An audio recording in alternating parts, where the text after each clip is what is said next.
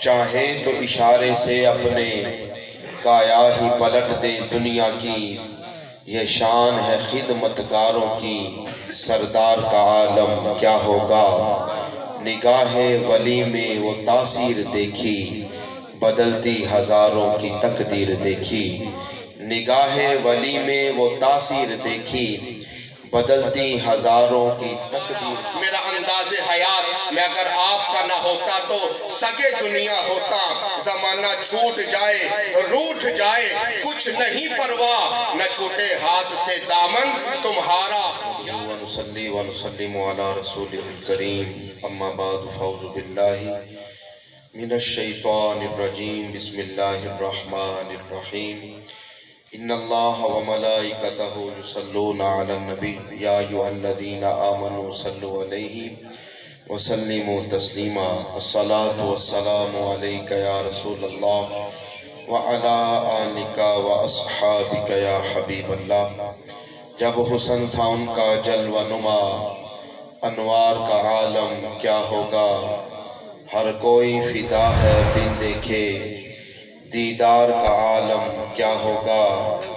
اور جس وقت تھے خدمت میں ان کی ابوبکر عمر عثمان و علی، اس وقت رسول اکرم کے دربار کا عالم کیا ہوگا۔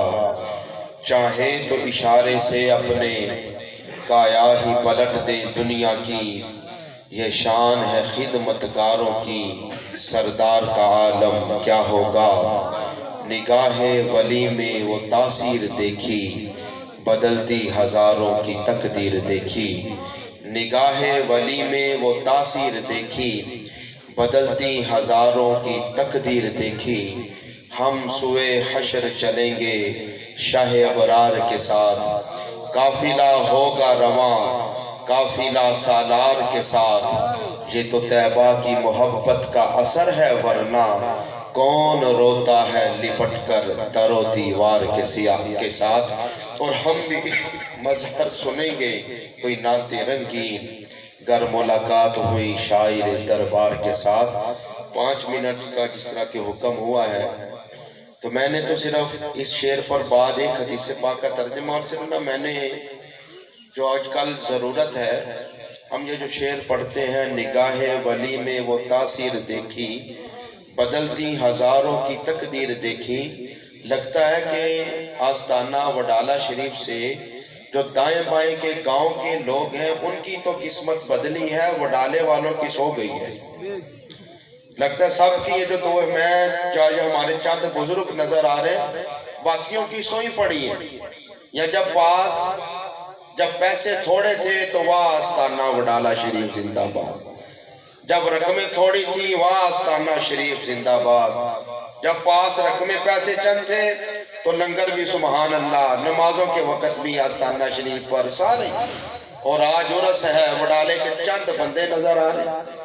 ایک تو وڈالے میں دکان بند ہوتی اور جدھر لکھا ہوتا کہ میرے مرشد کا فیض جاری ہے، ایک دکان پر تو لکھا ہوتا کہ یار میرے مرشد کا جدھر سے مجھے روحانی فیض ملا ہے وہ بٹ رہا ہے۔ کیا نگاہ ولی میں وہ تاثیر دیکھی، بدلتی ہزاروں کی تقدیر دیکھی کا صرف مطلب یہ ہے کہ میں پیر صاحب کا مرید ہوا، پہلے غریب تھا امیر ہو گیا، پہلے پاس کچھ نہیں تھا 4 پیسے آ گئے تو میرے مرشد کا کرم ہو گیا۔ اگر ہم لوگوں نے یہ سمجھا ہوا ہے تو ہماری عقل پر افسوس ہے کہ ہم لوگوں کو پتہ ہی نہیں کہ یار محفل میں کیا بیٹھنا ہے۔ یار جو محفل ہے، ہم محفل میں بیٹھ کے رسول اللہ کے فرمان تو سنیں، علماء بیان کیا کر رہے ہیں، منبر و محراب سے پیغام کیا مل رہا ہے۔ یہ آج علماء کی بیانات میں محفل میں بیٹھنا یہ ہم لوگوں نے سمجھا نہیں، میرا یہ کام نہیں۔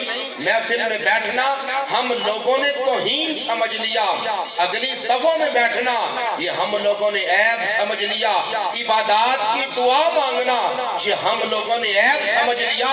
اور ذرا حدیث پاک سنیں اور اقبال کے اس شعر کو بھی سمجھیں کہ نگاہ ولی میں وہ تاثیر دیکھی، بدلتی ہزاروں کی تقدیر دیکھی۔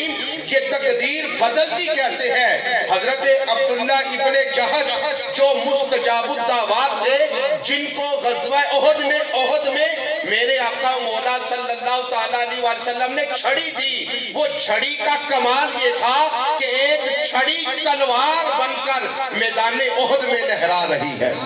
یہ میرے مصطفیٰ کا کمال ہے, یہ میرے مصطفیٰ کی شان ہے. اور احد کی جنگ صبح ہے اور رات کو میرے آقا کے غلام حضرت عبداللہ ابن جہش دعا کر رہے ہیں اور سعد بن ابی وقاص سے کہتے ہیں کہ تم دعا مانگو, تمہاری دعا پر میں آمین کہوں گا, میں دعا مانگوں گا, میری دعا پر تم آمین کہنا.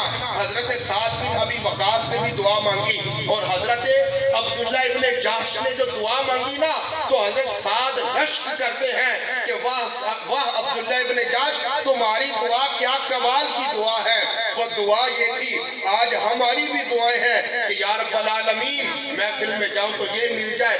ٹھیک ہے, محفلوں سے آنے سے رب کریم کرم کرتا ہے, نوازتا ہے, مہربانیاں کرتا ہے, مگر عبداللہ ابن جہش نے دعا مانگی یا رب العالمین صبح میدان جنگ میں میرا مقابلہ ایسے کافر سے ہو, وہ بڑا جنگجو ہو, وہ بڑا زور آور ہو, وہ مجھے شہید کر دے, میرا پیٹ پھاڑ دے, میرے منہ کا مسلح بنا دے, اور میں اسی حالت میں جب روز محشر اٹھوں تو یا رب کریم تو مجھ سے سوال کرے, اے عبداللہ ابن جہش بتا تو صحیح کہ تیرے ساتھ کیا ہوا, تو اس وقت میں کہوں یا رب العالمین یہ ساری کیفیت تیرے اور تیرے رسول کی محبت میں ہوئی ہے. یا رسول اللہ جب تک بکے نہ تھے کوئی پوچھتا نہ تھا, آقا آپ نے خرید کر انمول کر دیا. طیبہ سے منگائی جاتی ہے, سینوں میں چھپائی جاتی ہے, توحید کی میں پیالوں سے نہیں نظروں سے پلائی جاتی ہے. تو کوئی جام نظروں کے بھی ہوتے ہیں, کوئی لنگر دلوں کے بھی ہوتے ہیں, کوئی تعلق روحانی بھی ہوتا ہے. میری سب بزرگوں سے یہ جو آستانے کے ساتھ وابستہ ہیں عرس پہ آیا کریں, ساتھ اپنے بیٹوں کو بھی لایا کریں. پتر ایک دن تھوڑی دیر 2 گھنٹے سے دکان بند ہو جائے تو کچھ نہیں ہوئے گا, اور پتہ تو چلے کہ یہ میرے والدین کا آستانہ ہے. ادھر سے مجھے ایمان کا نور ملا, ادھر سے مجھے رسول اللہ کی محبت کا جان ملا.